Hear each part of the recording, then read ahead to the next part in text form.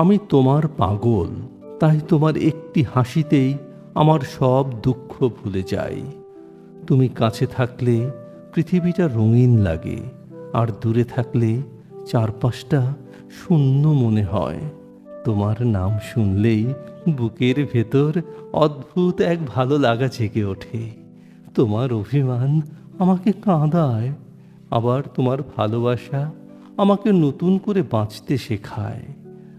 মানুষ হয়তো বলে আমি পাগল, কিন্তু এই পাগলামির মধ্যেই আমার সবচেয়ে বড় সুখ লুকিয়ে আছে।